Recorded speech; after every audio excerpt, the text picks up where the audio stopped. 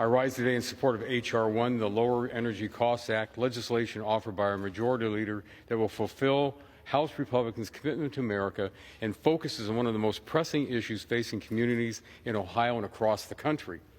Over the past 2 years, I've heard from countless people in Ohio's 5th District that the soaring cost of energy has negatively impacted family budgeting, business operations, and agricultural output.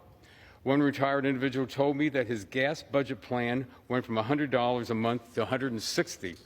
Farmers in my district were hit hard because of the need to fuel their farm equipment and ag purchase fertilizer and other materials made from petroleum products.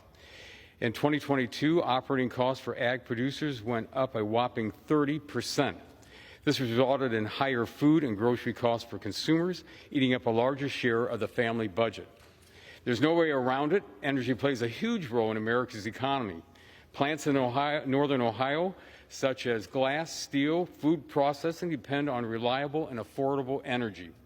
When I asked stakeholders at a recent Energy and Commerce Roundtable whether we need more or less power in the future to meet demand, it was unanimous. Our economic future depends on the generation of more power, not less. Unfortunately, the Biden administration's policy of restricting access and production of energy resulted in higher costs. After promising throughout 2020 that he was going to shut down American energy production, President Biden came into office and immediately canceled the Keystone XL pipeline, which would have carried 830,000 barrels of oil per day from Canada. This ill-conceived order also eliminated good American-paying jobs. He then halted new oil and gas leases on federal lands, slowed or halted the permitting process for new oil and gas projects, and authorized financial regulators to issue new rules to make it harder to invest in the oil and gas industry.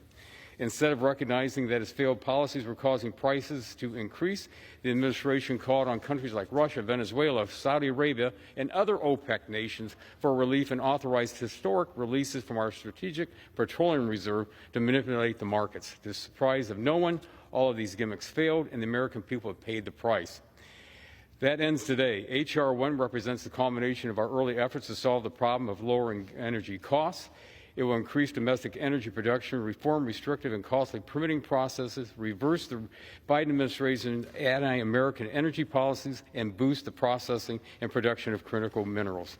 This legislation also includes my bill, the Refiner Act, to boost refining capacity in the United States. In order to meet the energy demands of the American people, we need more refining infrastructure to transform product into fuel and other petroleum products. We also need increased capacity to keep the prices of everyday goods down, like medicine, hygiene The products, gentleman's time has clothing, expired. home improvement products, and more. The Refiner Act will provide us with much-needed blueprint to do just that. I urge my colleagues The gentleman's to support time has legislation. expired. I yield back.